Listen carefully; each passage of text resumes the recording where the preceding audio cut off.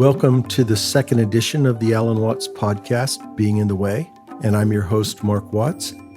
Today, we're going to hear part 3 of Taoist way of dropping out from karma.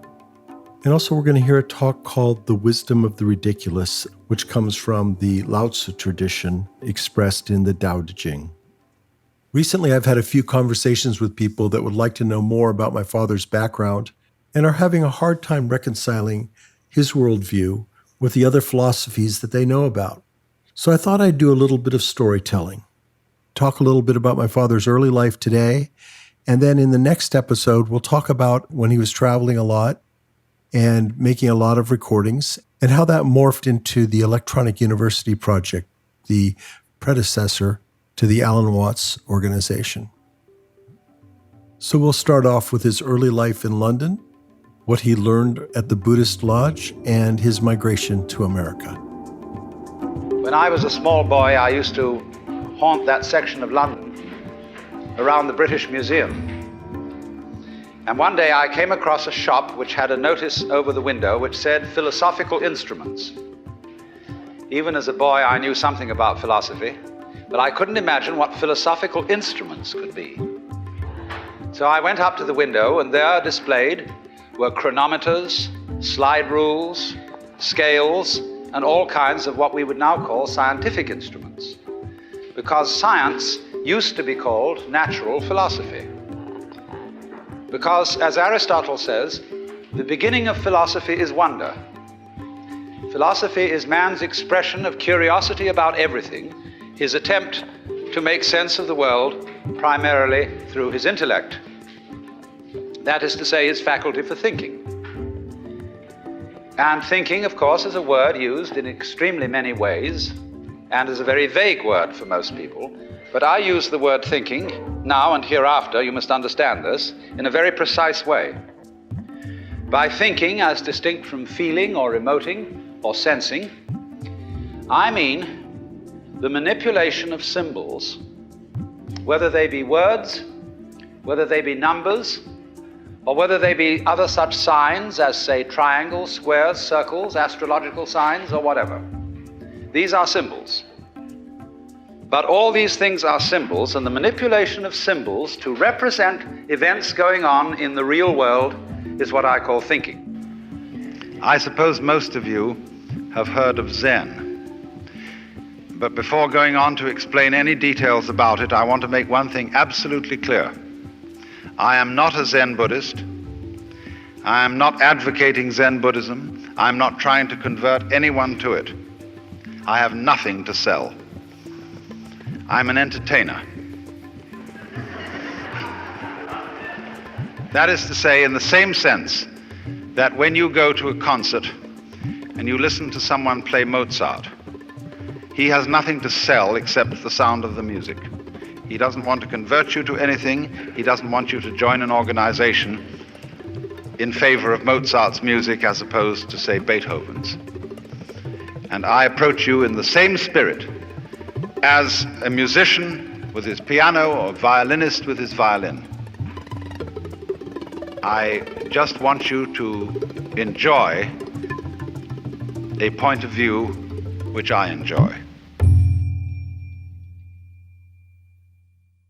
As a young man, my father was very curious about everything around him, and he began to investigate the garden and the woods around the house and was fascinated with the butterflies and the birds. And his mother was a teacher at a boarding school where the missionaries would leave their children when they traveled to China. And when they returned, they often gave her gifts of Chinese and Japanese art. And so Alan was fascinated because the images that he saw in these artworks was different from Western art, and particularly in its depictions of nature. Nature was predominant, the figure was secondary. Nature was mystical and not just a background. They lived near London, and he was soon going into town to pursue this curiosity and find out about the Far East. And there he discovered a book called Glimpses of Forgotten Japan by Lafcadio Hearn, and also the Fu Manchu books, Sax Rohmer's stories about mysterious Chinese villains and This really fired up his imagination, and at one point he told his mother that when he grew up, he would like to be a Chinese villain, which was very amusing to them. A few years later, he discovered the Buddhist lodge in London, and after writing to them, they assumed they were corresponding with one of the senior masters at King's School, where he was getting an education. So they invited him to come and speak, and they were very surprised when the father sat down and the son got up to speak, as they were expecting the older gentleman would be the instructor. But as Christmas Humphreys, the head of the lodge, said, Alan was talking Zen, pure Zen. And so very early, he was introduced to this community of people who were very interested in the philosophies of Asia and read books that explored Eastern thought on a very high level and had a really extraordinary upbringing there. After a few years of being the editor of The Middle Way, which was the lodge's journal, he decided that he would try his hand at writing and produced a pamphlet called Outline of Zen Buddhism at the age of 16. It was based on D.T. Suzuki's work, but it had its own flavor and organization that was very accessible and was a tryout for his book that came 5 years later, The Spirit of Zen. After a time, he met Eleanor Everett at the lodge's meetings, who came there with her mother Ruth, who was a very serious student of Zen, and soon the three of them were off to New York, where they moved so that she could study with Sokyan Sasaki, who was teaching the Hakuin method. Alan found this more rigid form pretty confining, and so he eventually wandered off from that study and started frequenting the bookstores as he used to do in London. And before long, he was giving talks and meeting people, and he got a publishing contract for a book called The Meaning of Happiness. The book was based on his talks and very accessible. However, it was published just as war was breaking out in Europe, and so there wasn't a lot of market for a book with the title The Meaning of Happiness. So he went to Evanston near Chicago with his wife, and he began training to become an Episcopal priest at Seabury Western Ecumenical School, which was near Northwestern University. During the war, he was a clergyman there. However, by 1950, that had run its course, and he left Evanston, the church, and Chicago, and headed for New York, where he spent time with Joseph Campbell and John Cage, and worked with Louisa Coomaraswamy on her late husband's papers. In the spring of 1951, responding to an invitation from Frederick Spiegelberg, he headed to California. Traveling the southern route through Los Angeles, he was amazed by what he saw there, and driving up the Big Sur coast, he saw some beautiful land that he would never forget. A few years later, after beginning to teach at the Academy of Asian Studies, he was returning there regularly, and later became involved in the creation of the Esalen Institute. He and Gregory Bateson were among the first speakers there in 1963, and every year thereafter he would head south, usually during the summer, and give a seminar or two. Taoist Way of Dropping Out from Karma was the opening session for one of these workshops, and from the same workshop we'll also hear Wisdom of the Ridiculous. This podcast was made possible by a grant from the Rizzuto Foundation and with the help of the Ram Dass Be Here Now podcast network. We're grateful to Zakir Hussain and Moment Records for our title track, Balinese Fantasy. And if you'd like additional information about Alan Watts and his works, please visit our website, alanwatts.org. And now, here's Alan Watts. In the philosophy of the Tao, it is said, it's always being said, this is, you read this in every art book about Chinese art, that in Chinese painting, man is always seen as in nature rather than dominating it. You get a painting entitled Poet Drinking by Moonlight, and you see a great landscape, and after some search with a magnifying glass, at last you see the poet stuck away in a corner somewhere drinking wine. Whereas if we painted the subject poet drinking by moonlight, the poet would be the most obvious thing in the picture. There he would be dominating the whole thing and the landscape off somewhere behind him. But all the Chinese painters put man, I mean, the painters of the great classical tradition, there are Chinese painters who specialize in family portraits and do these very formal paintings of someone's ancestor sitting on a throne. It's quite a different category. But the Taoist-inspired painters, Zen-inspired painters, have this view of man as an integral part of nature, something in it just as everything else is in it, flowers and birds, and not there sent into this world, commissioned by some sort of supernatural being to come into this world and farm it and dominate it.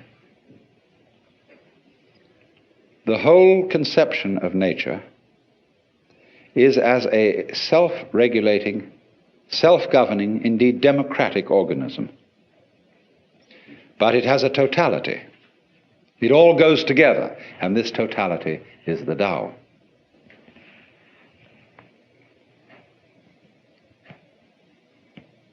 When we speak in Taoism of following the course of nature, following the way, what it means is more like this: doing things in accordance with the grain. It doesn't mean you don't cut wood, but it means that you cut wood along the lines where wood is most easy to cut. And you interact with other people along lines which are the most genial.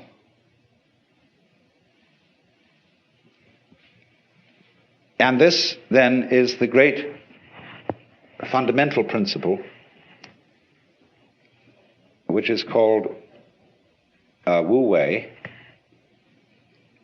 not to force anything. I think that's the best translation. It's often called not doing, not acting, not interfering, but not to force. Seems to me to hit the nail on the head. Like, don't ever force a lock, or you bend the key or break the lock. You jiggle until it revolves.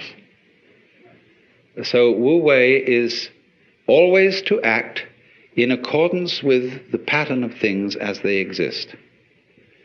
Don't impose on any situation a kind of interference that is not really in accordance with the situation. For example, we have a slum, and the people are in difficulty and so on, and they need better housing. Now, if you go in with a bulldozer and knock the slum down, and you put in its place some architect's imaginative notions of what is a super efficient high-rise apartment building to store people, you create total mess, utter chaos. A slum has what we would call an ecology. It has a very complex system of relationships going in it, by which the thing is already a going concern, even though it isn't going very well. Anybody who wants to alter that situation must first of all become sensitive to all the conditions and relationships going on there. It's terribly important then to have this feeling of the interdependence of every form of life upon every other form of life. How we, for example, cultivate animals that we eat, look after them and build them up, and see that they breed in reasonable quantities. We don't do it too well, as a matter of fact, especially troubles are arising about supplies of fish in the ocean, all sorts of things. But you have to see that life, that the so-called conflict of various species with each other is not actually a competition. It's a very strange system of interrelationship, of things feeding on each other and cultivating each other at the same time. The idea of the friendly enemy, the necessary adversary, who is part of you. You have conflicts going on in your own body. All kinds of microorganisms are eating each other up. And if that wasn't happening, you wouldn't be healthy. So all those interrelationships, whether they appear to be friendly relationships as between bees and flowers, or conflicting relationships as between birds and worms, they are actually forms of cooperation. And that is mutual arising. You have to understand this as the basis, apply this, not forcing anything, and you get spontaneity. a life which is so of itself, which is natural, which is not forced, which is not unduly self-conscious. Now, another term that is important, although I'm not aware that this word occurs in Lao Tzu's book, it's found in greater use at a much later time in Chinese thought, in a philosophy that is called Neo-Confucian, and it's also used in Buddhism. But it is a very useful word for understanding the sort of order that all this constitutes. It's the word li, and this means, originally, the markings in jade, or perhaps the grain in wood or the fiber in muscle. It is translated nowadays in most dictionaries as reason or principle. But this isn't a very good translation. Joseph Needham suggested that organic pattern was an ideal translation for this word. Now you see, the markings in jade are always regarded as beautiful. You might say, if you look down at the water here, when you see the waves break, there are patterns in the foam. Now, if you watch those patterns, you know they never make an aesthetic mistake. Never. But they are not symmetrical, and they're very difficult to describe. They're wiggly. So are the markings in jade, so is the grain in wood, but we love the grain in wood. And you see, Jafu has done these paintings of rocks based on examples, I think, in the Chinese book called The Mustard Seed Garden. These all exhibit li. That is to say, they are forms which we know are orderly, and we can distinguish them from messes quite clearly. And so in the same way, the foam patterns, the rock patterns, the patterns of our vegetation are at once extraordinarily orderly, but they don't have an obvious order. Nobody can ever pin it down. That's what I'd like to say. You know that there is order there. There's something quite different from a mess, but there's no way of really getting it. Now, in order to be able to paint that sort of way, or to live that sort of way, or to deliver justice that way, if you were a judge, you have to have it innately. You have to have an essential sense of li, and there's no way of prescribing it. This is the very devil for teachers, because you see, all our universities and schools are trying to teach creativity. That's the great thing these days, you know. And you hear at the Esalen, all sorts of people are giving courses and workshops in creativity. Now, the trouble is this. If we found out a method whereby we could teach creativity, and everybody could just explain how it was done, it would no longer be of interest. What always is an essential element in the creative is the mysterious. The dark, it's like the black in lacquer. The impenetrable, and yet the profound depth out of which glorious things come, but nobody can see why.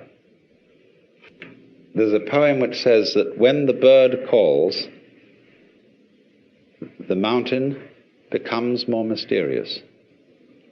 You imagine, for example, you're in a mountain valley, and everything is very silent. And suddenly a crow squawks somewhere. You don't know where that crow is, and that little sound emphasizes the silence.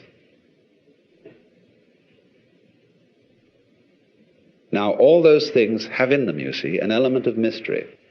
There's a Chinese poem which puts it this way. It is a poem written by a man who has gone to find a sage in the mountains. And the sage has a little hut at the foot of the mountain and a boy there who is his servant. I asked the boy beneath the pines. He said, "The master's gone alone, herb gathering somewhere on the mount, cloud hidden, whereabouts unknown. In so many athletic and artistic skills, you will find a teacher who teaches you how to do it without forcing it. I once studied the piano. I'm absolutely no good at it now because I don't practice. I'm involved in other things. But I had an absolutely superb teacher for a while. He was a very, very great musicologist. You know, there was nothing sloppy about his standards. They were the highest perfection. But when I first went to him, he said, "Let me see what you can do." So I played him a Scarlatti sonata. He said, "Yeah, but the trouble with you is you're trying too hard. You're hitting the piano, and you should never hit a piano." He said, "Actually, all you've got to do in order to play a piano is to drop your hands on it. And you need to have relaxed arms." So he made me practice for a while. He felt my muscles to see whether I was relaxed or not. And he said, "Now just drop your hand on the piano. I don't care what notes you hit, but just drop your hand. Let it fall." He said, "There's enough energy in the weight of your arm to play as loud as you will, or as soft as you will. But just let it drop." He said, "That's all you have to do. Drop your hands." And he kept feeling my arms. He said, "No, you're getting too tense. You must pretend you are Lao Tzu." And he was a very educated man. He knew about these things. And then he said, "Now, after dropping your hands, all you've got to do is to hit the right notes." And he said, "You know, the same thing is involved in making a very complex trill." And he demonstrated. He just dropped his hand on the piano, and at the same time his fingers went flip like that. And there was this magnificent ornamentation. Then we went on, we'd practiced this for some time. He said, "Now let's get around to hitting the right notes." And he found immediately I had a block on reading music. Because when I was a small boy and studied piano at the age of roughly 8, I had a pestiferous teacher who was a mistress in this private school I went to in England. And she used to sit beside you and hit your fingers with a pencil every time you made a wrong note. Gregory Bateson, I think, was taught piano as a child in such a way. And he has a total block on reading music. He's got a brilliant mind, you know. He's a mathematician and great anthropologist, ethnologist, and so on.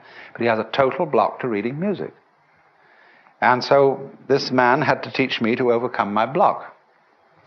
And he said, "Now, first of all, feel perfectly free to make mistakes."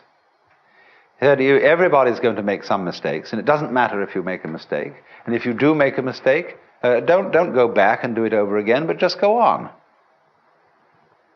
So play as slowly as you like, don't hurry, just so long as you keep the relative rhythm, the relative values of the thing. Go slow and take it easy." Another thing is not to pay so much attention to the notes, but to the distances or intervals between them, because that is the significant jump. And this sort of overcomes too the difficulty of key signatures, where we started out learning music with this weird system that the lines on the stave really represent the major scale of C, and that therefore when you put a key signature at the beginning, you remember that every time supposing you're playing in F, every time you hit B, it should be B flat. Well, that's an extremely tedious way of learning music. And you just have to think in different keys. That's the only way to adjust to a key signature, and play the thing according to the intervals appropriate for that key. But you see, in this instance, this man, although he was a great perfectionist and was highly skilled in music, he used intelligence, first of all, to give you a shortcut, and then he also used relaxation to enter into a difficult thing by the easiest route. In Zen training, in its initial stages, the master discourages intellectualization. You know, you come in with a lot of ideas, but this difficulty you have is not going to be solved by ideas. It's not going to be solved by talk and intellectualization. So in the same way, this is discouraged, because intellectualization sets up a kind of interval or lack of rapport between you and your life.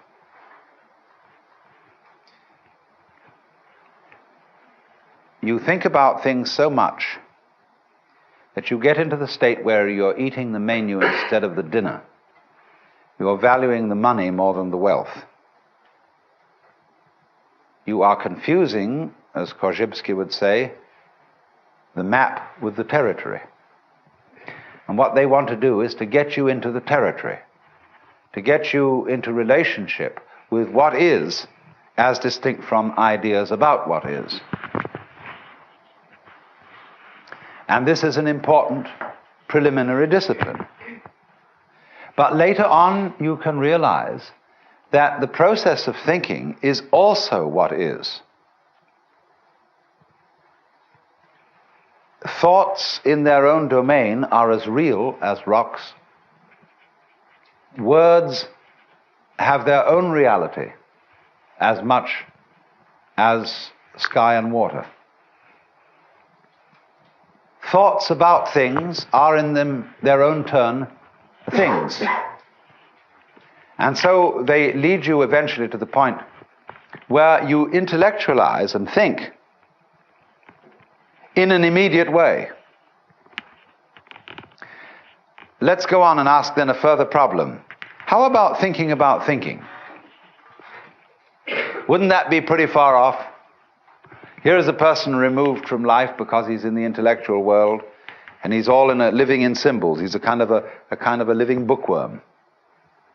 Now, what about a librarian?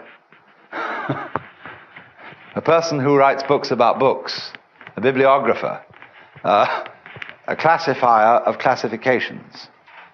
That's a pretty dusty occupation. And as we know, sometimes librarians seem to be very dusty people. They seem way removed from life, all tied up in their categories and catalogues and musts and mustn'ts, and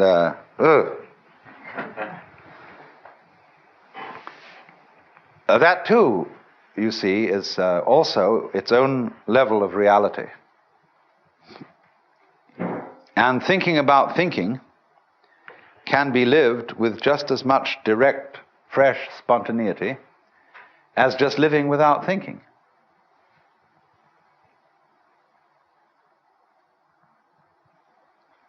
But in order to live it with full spontaneity,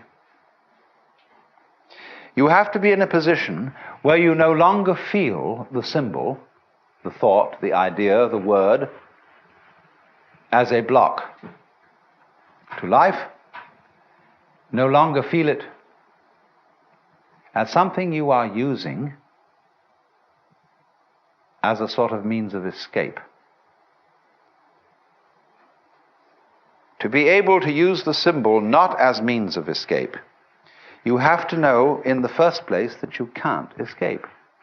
And not only that you can't escape, but there is no one to escape. There is no one to be delivered from the prison of life. That, then, the liberation of the mind from identifying itself with symbols is the same process, exactly, as breaking up the links between the successive moments. The illusion of a self, a continuing self that travels from moment to moment and picks them all up, corresponding to the illusion of the moving water in the wave and the moving the solid circle created by the moving cigarette point in the dark.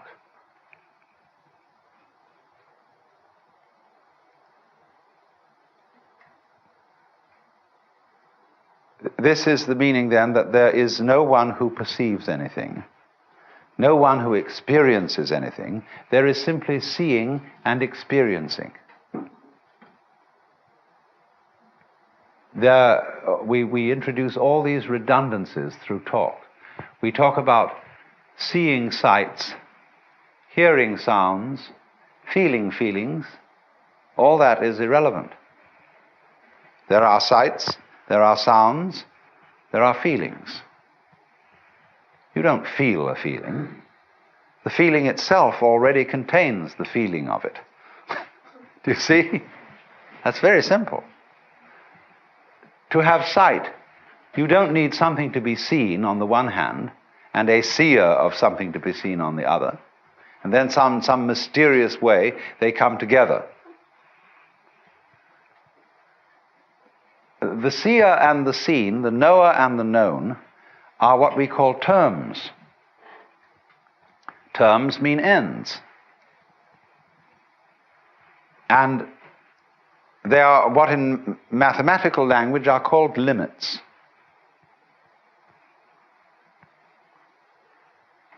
Now, when we take a stick, the stick has its two ends. They are the terms of the stick. But the ends of the stick do not exist as sort of separate points which encounter each other on the occasion of meeting at a stick. They are actually abstract points. The ends themselves, considered as themselves, are purely geometrical. They're Euclidean imaginations. The reality is the stick, you see? So in the same way with that phenomenon called experience, the reality is not an encounter of the knower and the known. The reality is an experience which can be termed as having two aspects, two ends, the knower and the known. But that's only a figure of speech. Neurologically, this is true. Everything that you see is yourself. What you are aware of is a state of your nervous system. And there is no other knowledge whatsoever. That doesn't mean that your nervous system is the only existing reality and that there is nothing beyond your nervous system. But it does mean that all knowledge is knowledge of you, and that therefore in some mysterious way you are not different from the external world that you know. If you see then that what you experience and you are the same thing, then realize also, going beyond that, that you are in the external world you're looking at. You see, I'm in your external world, you're in my external world. But I'm in the same world you are. My inside is not separable from the outside world. It's something the so-called outside world is doing. Just as it's doing the tree and the ocean and everything else that is in the outside world. Now, isn't that great, you see? We've completely got rid of the person in the trap. The one who either dominates the world or suffers under it. It's vanished. It never was there. And when that happens, you see, you can play any life game you want to. link the past and the present and the future together, play roles, but you've seen through this great, what do they call it, the great social lie, that one accumulates, owns experiences, memories, sights, sounds, and from that other people, possessions, so on. It's building up always this idea of oneself as the haver of all this. If you think that, you've been had.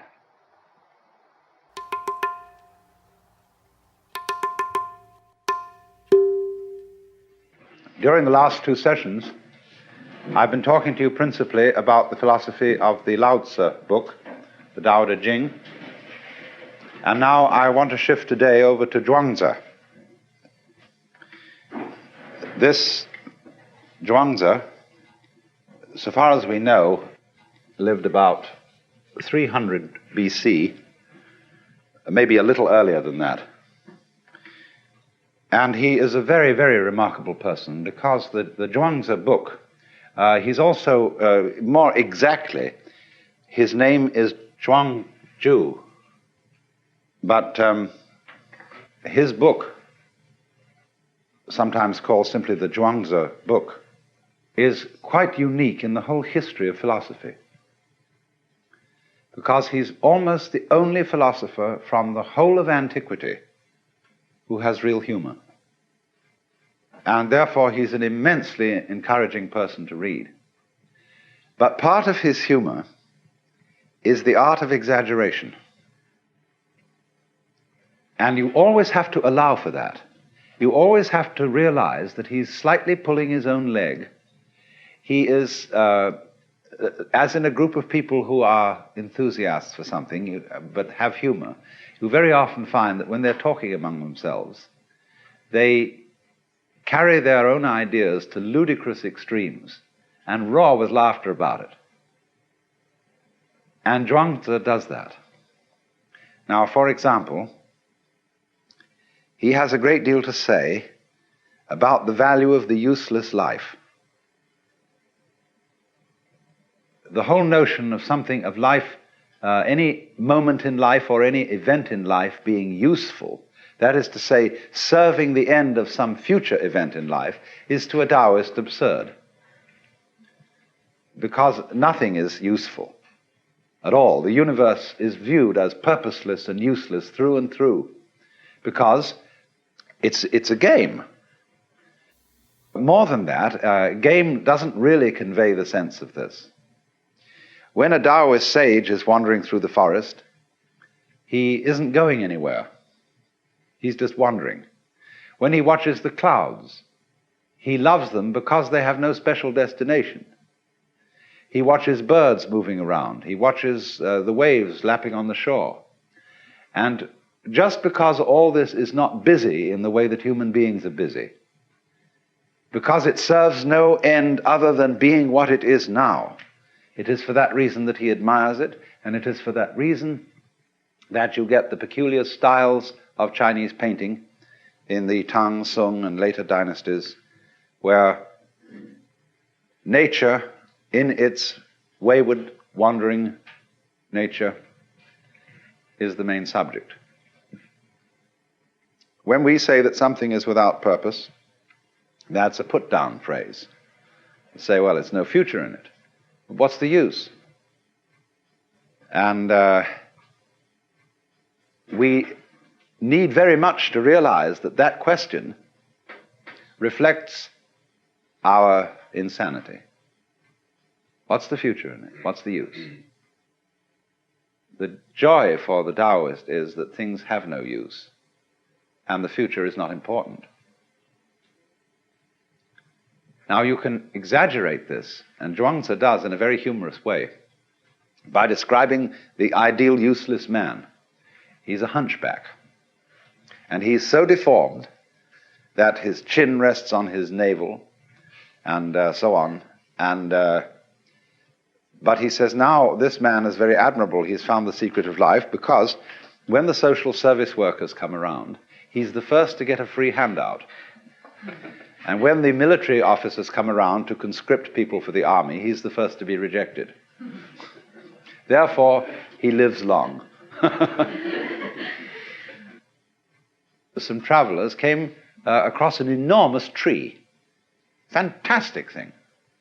And they said, never did anyone see such a tree. So they went up and looked at it, and first they tested the leaves and found that they were rough and disagreeable and no good to eat.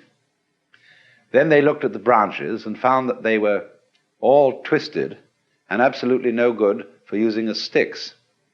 Then they examined the wood and found it was full of pith and absolutely useless for a carpenter. So nobody had disturbed this tree. It was not used for cutting down or any purpose whatsoever. And so it grew to an enormous size and was of great age. Zhuangzi is here pulling our legs. He is not exactly asking us to take all that literally, but this is his way of doing things. Then also he describes the behavior of the high form of man. And he says, the man of character lives at home without exercising his mind and performs actions without worry. The notions of right and wrong and the praise and blame of others do not disturb him. When within the four seas all people can enjoy themselves, that is happiness for him. When all people are well provided, that is peace for him. Sorrowful in countenance, he looks like a baby who has lost its mother. Appearing stupid, he goes about like one who has lost his way. He has plenty of money to spend and does not know where it comes from. He drinks and eats just enough and does not know where the food comes from. This is the demeanor of the man of character. Then by contrast, the hypocrites are those people who regard as good whatever the world acclaims as good, and regard as right whatever the world acclaims as right. When you tell them that they are men of Tao, then their countenances change with satisfaction. When you call them hypocrites, then they look displeased. All their lives they call themselves men of Tao, and all their lives they remain hypocrites. They tell appropriate anecdotes in order to attract the crowd. But from the very beginning to the very end, they do not know what it's all about. They put on the proper garb and dress in the proper colors and put on a decorous appearance in order to make themselves popular, but refuse to admit that they're hypocrites. But this explanation of the man who is stupid in countenance and appearance and is wandering about as if he had lost his way and doesn't know anything, of course, is based on the text in Lao Tzu where he says, the people of the world are merrymaking, as if partaking of the sacrificial feasts, as if mounting the terrace in spring. I alone am mild, like one unemployed, like a newborn babe that cannot yet smile, unattached, like one without a home. The people of the world have enough and to spare, but I am like one left out. My heart must be that of a fool, being muddled, nebulous. The vulgar are knowing, luminous. I alone am dull, confused.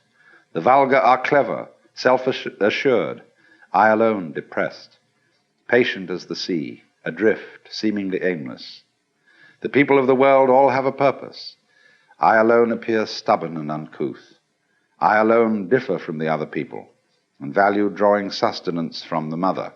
Capital M, that's Mother Nature. So there is about, you see, the character of the Taoist sage as depicted by Zhuangzi, something of the fool.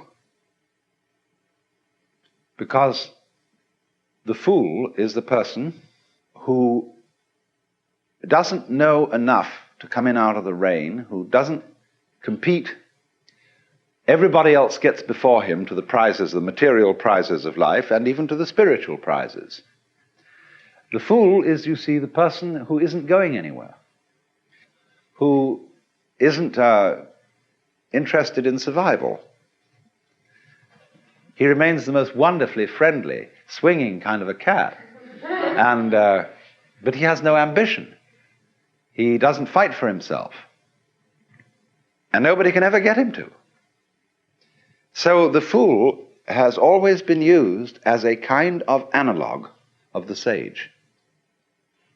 There's a Hindu verse which says, sometimes naked, sometimes mad, Now as a scholar, now as a fool, thus they appear on earth, the free men. And if you read the biographies of the early life of Sri Ramakrishna or Sri Ramana Maharshi, they are absolutely wild. Now, not all of this, you see, again, just as in reading Zhuangzi, you mustn't take it too literally. These things are said by way of a kind of overstress to correct another kind of overstress in the opposite direction. When a Japanese scholar many years ago explained the teaching of Buddhism to me, he said something I had never heard anybody else say, that the Buddha taught, for example, that life is suffering in order to correct the wrong view that it ought to be pleasure. He said that everything is impermanent in order to correct the wrong view that reality lasts forever in time. So the idea of the middle way is set up in this fashion, by going to one extreme in order to correct another. This is a very common Asian technique, and it is found especially in Zen, where teachers, when they are asked about something sacred, will always answer in terms of something secular. What is the Buddha? The tree in the garden. Then when you ask about something secular, they answer in terms of something sacred. You see? As there's a master and his student working in the field, and they are using a knife to prune, and the student suddenly says to the master, "Give me the knife." And he gives it to him point first. And so he says, "But please let me have the other end." The teacher says, "What would you do with the other end?" You see, the question immediately turns into a kind of a metaphysical thing. So this play back and forth between the extremes has as its interior design the awakening of the mind to polarity, this thing of mutual arising. Zhuangzi tells a story about this. He says a certain keeper of monkeys said with regard to their ration of nuts that each monkey should have 3 in the morning and 4 at night. But at this the monkeys were very angry. So the keeper said they might have 4 in the morning and 3 at night, with which arrangement they were all well pleased. Now the number of nuts was the same, he goes on to say, but there was an adaptation to the likes and dislikes of those concerned. This, then, he says, is the way of conduct of the sage. Basically, Zhuangzi's philosophy is a philosophy of relativity. There is no absolute standard of great or small, of important or unimportant. There is a story, for example, of a sort of enfant terrible at a banquet, and the speeches are being made after dinner, and somebody gets up and says that the human being is the highest of all creatures, that the whole world serves humanity, and a lot of pompous nonsense. And the small boy gets up and says that since tigers feed on human beings, it's quite obvious, therefore, that human beings exist for the service of tigers. For Zhuangzi, you must get the point of view that small things are as big things can be, and big things are as small things can be. Everything can be looked at as great or small, important and unimportant, and all the steps between. Because his conception of the world is essentially cyclic. Taoist and Zen teachers have a whole method of teaching by circles and drawing circles. The center of a circle is any point on the circumference. You can begin anywhere. Where do you start? The circle of life, the cycle of life, the interdependence of the bees and the flowers, the interdependence of long and short, you see, it's all circular. And so there is nowhere and there is everywhere that it can begin. In the same way, when he discusses the organs of the body, He makes a catalog of all these organs and says, now, which do you prefer?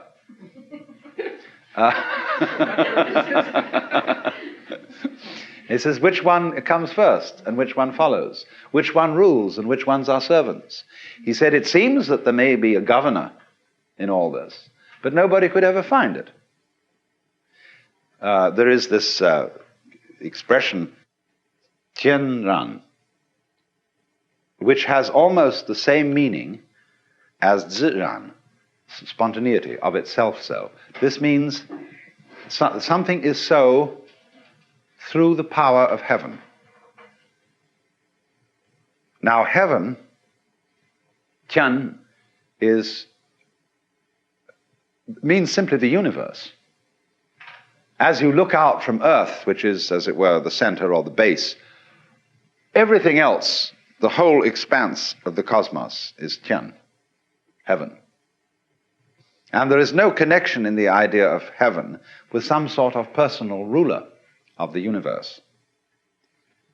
So the notion of God, you see, as we understand it, is really very foreign indeed to Taoist thought. And when you see somebody translating this as God, it gives a very wrong impression of this teaching. For example, there is a passage in which Shun asked Zheng, saying, can one get the Tao so as to have it for one's own? And the sage answers, your body is not your own. It is the delegated image of Tian. And, missionaries translate God, because they've read in the Bible, man is made in the image of God. Your life is not your own. It is the delegated adaptability of heaven. Your offspring are not your own. They are the delegated seeds of heaven. You move, you know not how. You are at rest, you know not why. These are the operations of the ways of Tao, in accord with the spontaneous rhythm of the universe. That's really what it means. There isn't even an idea in Chinese thought of the law of nature as we have it. See, the motions of the body, the harmony of the organism, is not what it is in obedience to a law. The Chinese do have an idea of law. This is the word zi. This is a drawing of a sacrificial iron cauldron with a knife beside it. And it comes from a time when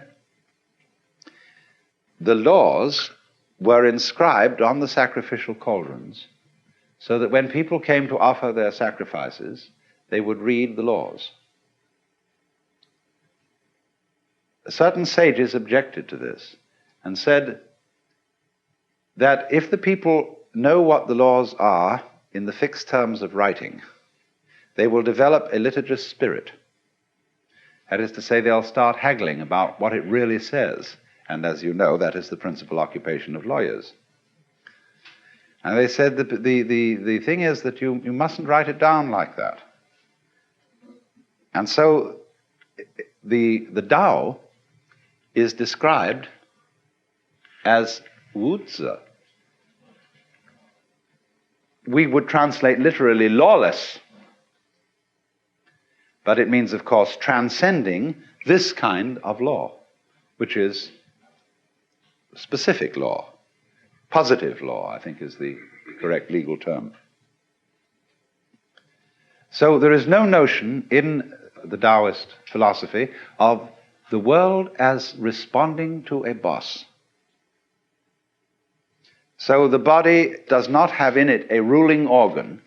Its order is the consequence of, or the operation of, every part of it existing together simultaneously, arising mutually. There's no governor. Now, the difficulty, you see, in Zhuangzi's philosophy, the difficulty with human beings is they begin to think in terms of governing and ruling. And they set out to dominate themselves and their surroundings. And invariably this leads to a mess. So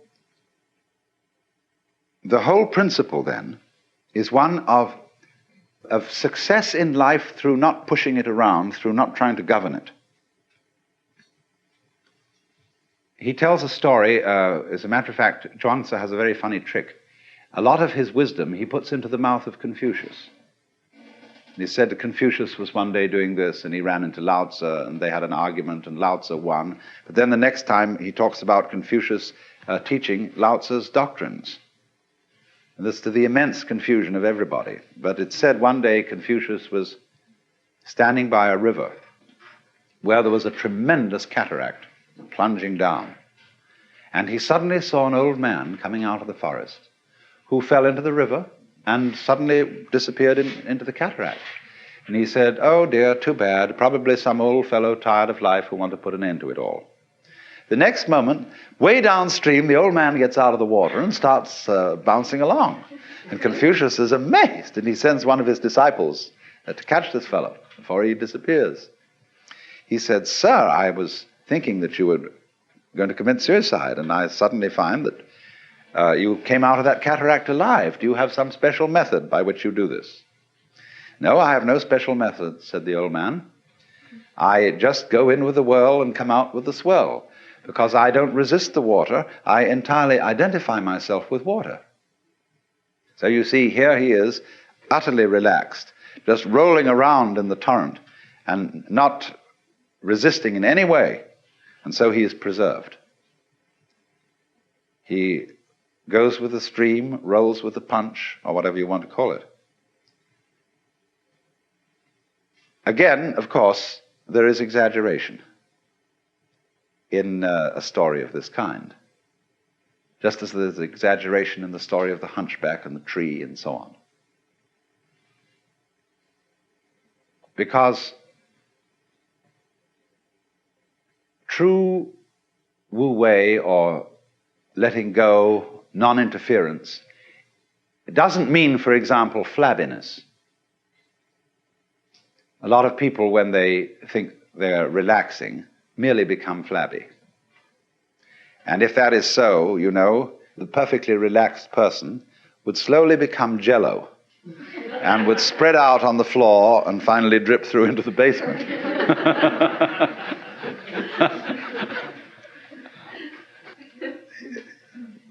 Relaxation, you see, is simply something that happens when there's too much yang in you, too much of the positive. You need to balance off with the yin. And the trouble is that human beings, in their anxiety to control things, exhibit too much yang, too much aggressiveness, too much of the male principle. They need the balance of the female. And so all these exaggerations in the direction of let things go, let things happen, don't interfere, are stressing the yin point of view to compensate for the excess of yang. I remember reading a book called You Must Relax. The difficulty always arises when one feels I must relax, I've got to let go and let things happen. How on earth do I do it? Even in trying to relax, I'm all tense because I'm anxious that it must happen and maybe it won't. And how do you do it, you see? You can't achieve wu wei like that. What you have to understand is that you don't have to do anything. There is no method, as the old man said. The meaning of wu zi, when you call the Tao is wu zi, or lawless, it means there is no method in it. It's all based on understanding, or what our psychologists call insight. You have to find out that there is nothing that you do as a source and cause of action separate from everything else. When you know that there is no separate acting you, then there is no need to try to relax. The thing you have to see is that The flow of the Tao, as I said yesterday with the illustration of the people swimming in a strong stream, that the flow of the Tao goes on anyway. Just like the flow of time, for example, you can't get out of the present moment. You can think about the past and you can think about the future. But since you do that thinking now, the present is inescapable. All right, now the present moment, it has a sense of flow. Time is going along, life is going along. Time, actually, the clock time, is simply a measure of flow, a way of going tick, tick, tick, tick, and counting the ticks, and say, well, we've lived through so many ticks. But nevertheless, the real time, as distinct from this ticking thing, is a flowing. And yet it's still. Isn't that fascinating? It moves, but you're always there. It's always now. You never get out of now. All right, now, if you can feel that, see, that you can't get out of now, and you never will. See? Now, realize that what we call now is the same thing as Tao. The Tao, the course of things, the eternal now, the presence of God, anything you want to call it. See? That's now, and you can't get out of it. So there's no need to get with it, because you can't get out. See? That's beautiful. You just relax, and you're there. So that's the principle of flowing. You can make all kinds of very clever ways of postponing finding this out. It's terribly simple. But you can say, well, this is a very spiritual matter, and I'm an unevolved person, and it'll take me a great deal of time to realize this in a more than an intellectual way. That's an excuse for playing your own game and not finding this out. There are all sorts of elaborate ways of doing that, and you can put it off by indulging in the most complicated systems of spiritual culture and yoga and so on and so forth. And that's all right. I have no objection to your putting it off if that's what you want to do. But actually, it's always here and now. Just as you can't get away from now, you can't get out of the Tao. That's the humor of the whole thing. And that's why Zhuangzi has this beautiful light touch. He says, the heron is white without a daily bath.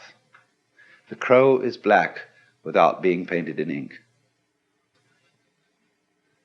And this is the same saying, you know, as in Zen. In the spring landscape, there is nothing superior, nothing inferior. Flowering branches grow naturally, some short, some long. Or they say a long thing is the long body of Buddha. A short thing is the short body of Buddha. Zhuangzi has this to say about it.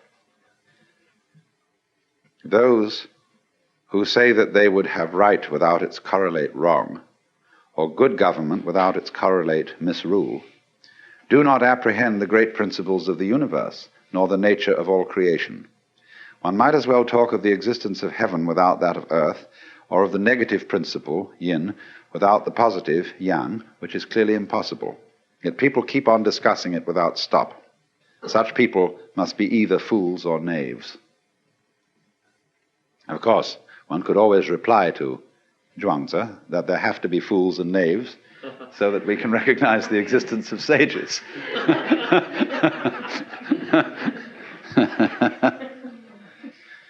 Speech is not mere blowing of breath. It is intended to say something, only what it is intended to say cannot yet be determined. Is there speech indeed, or is there not? Can we or can we not distinguish it from the chirping of young birds? How can Tao be so obscured that there should be a distinction of true and false? How can speech be so obscured that there should be a distinction of right and wrong? Where can you go and find Tao not to exist? The Tao is obscured by our inadequate understanding, and words are obscured by flowery expressions. There is nothing which is not this. There is nothing which is not that. What cannot be seen by that, the other person, can be known by myself. Hence I say, this emanates from that, that also derives from this. This is the theory of the interdependence of this and that. Nevertheless, life arises from death and vice versa. Possibility arises from impossibility and vice versa. Affirmation is based upon denial and vice versa. Which being the case, the true sage rejects all distinctions and takes his refuge in heaven. That's in the universe. For one may base it on this, yet this is also that, and that is also this. This also has its right and wrong, and that has its right and wrong. Does then the distinction between this and that really exist or not? When this, the subjective, and that, the objective, are both without their correlates, that is the very axis of Tao. And when that axis passes through the center at which all infinities converge, affirmations and denials alike blend into the infinite one. See, the axis of the opposites is the perception of their polarity.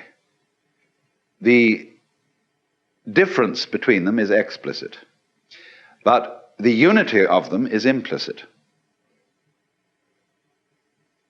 The difference, the explicit difference between two ends of a stick, but the implicit unity that they are ends of the same stick, you see? So that's the axis. The axis of Tao is the, you might call it the secret conspiracy that it lies between all poles and all opposites, which is implicit, esoteric, or whatever you want to call it, that they're fundamentally one. So that unity, whether it's between you and the universe, or whatever polarity you want to take, is not something that has to be brought into being. If one brings it into being, one assumes that it doesn't exist. That's called in Zen putting legs on a snake, or a beard on a eunuch. There's something unnecessary, you see.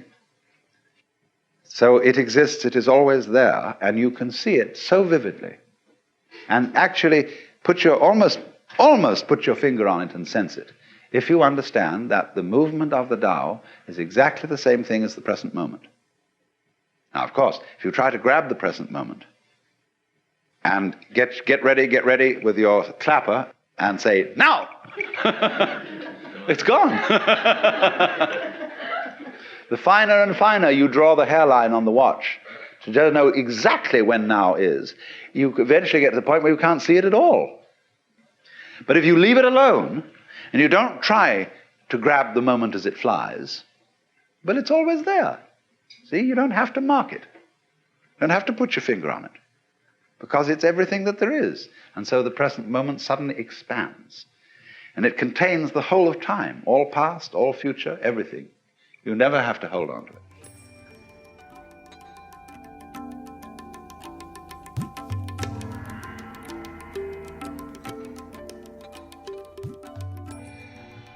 You've been listening to Wisdom of the Ridiculous with Alan Watts, and before that, Taoist Way of Dropping Out from Karma, Part 3. Both of these talks are part of the Taoism album and can be found at alanwatts.org, along with the talk on Lao Tzu referenced today, which is titled Swimming Headless. This podcast was made possible by a grant from the Rizzuto Foundation and is distributed by the Be Here Now podcast network. Our theme music is by Zakir Hussain, courtesy of Moment Records. For additional information, please visit alanwatts.org.